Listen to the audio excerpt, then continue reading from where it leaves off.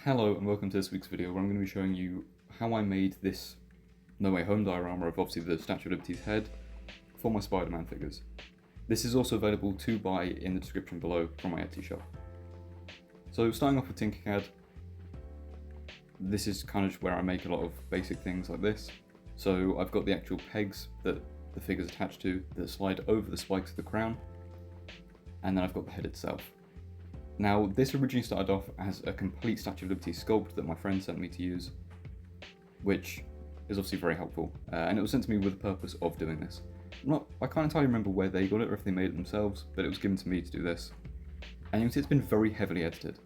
So the actual lines on this, in the hair, are from Blender, but like I said, this was originally a full sculpt of the Statue of Liberty, like the whole thing, and I've just taken the top of the head.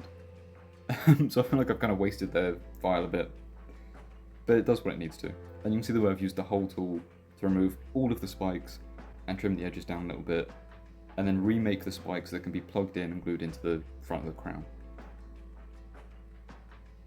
This here is Creality Slicer. This is what I use most of the time now because I've got two Creality printers, they're my only FDM ones, and this works brilliantly for them. It's just the one I'm most comfortable with using now, and it just does a pretty good job and I'm satisfied with it. So you can see these are all of the pegs, and I do mass produce them, obviously because I sell them.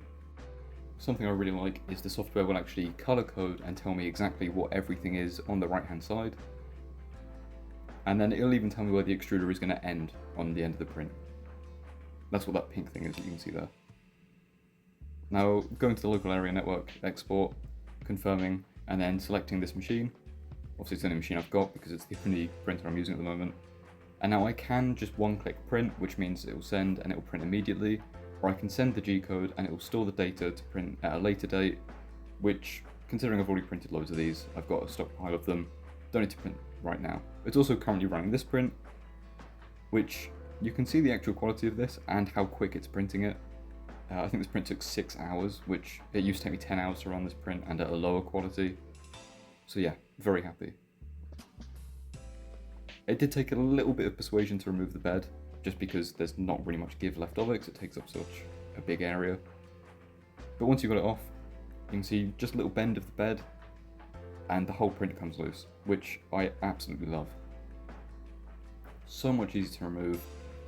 I've had so little print fails with this. I don't think I've actually had a full print fail yet. I've had bits of a print fail, but no complete failures. So yeah, very happy with how this has come out.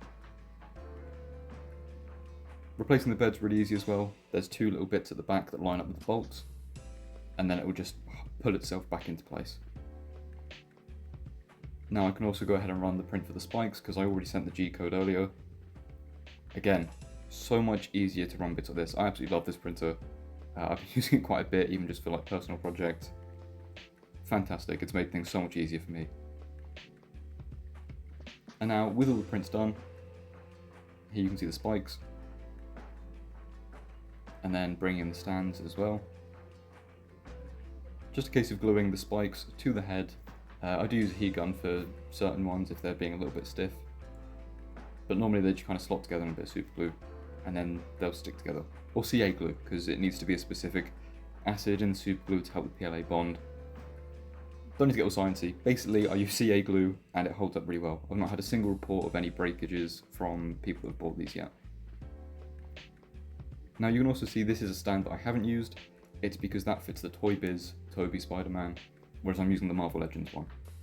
And I do send all three with every purchase of one of these, because I like giving people options, which a lot of toy companies don't seem to do now.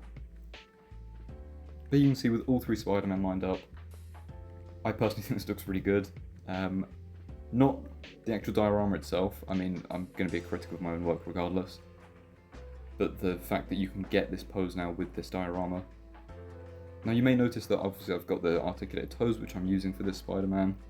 If you don't want to customize the toes yourself, I do sell them now. There's a plethora of stuff on my Etsy for upgrading Spider-Man figures, soon to be Ben 10 figures as well. And here's a little look at the colour matches. You can see the colour matches are nearly perfect. I'm not going to say they're perfect because I still notice a slight difference, but that's because I've been working with them for, what, 4 months, 5 months now. But you can see there's practically no difference to them at all. And there's Andrew's as well. If you're wondering why I took in other figures to show, it's because all the other figures have had a custom paint job, except for the Andrew that's on screen now. And then just showing off a couple other little bits that you can get at the Etsy. There's the pointing fingers. And there's also mask holding hands. This was a heavily requested one. I've got another one for Miles underway. But it's just these 4 for the moment. And there you can see the colour match as well. And yeah, I personally am pretty happy with how these come out. Again, links will all be below, including a link to the Creality Ender 3 V3. Now taking a little look at how this looks, you can use it front, back. It's designed to work whatever direction you display it. There's no ugly areas to it really. Obviously not with the Spider-Man pose facing the other way. But yeah, you can pose it this way if you wanted. Now I did have questions about Doc Ock's claws. I am working on a file for them, I haven't finished it just yet, hence why it's this video this week. But I am working on them, I'm hoping to have them done over the weekend, but I can't make any guarantees. But anyway, if you've enjoyed this, think about sticking around. But thank you so much for watching, and I'll see you guys in the next video.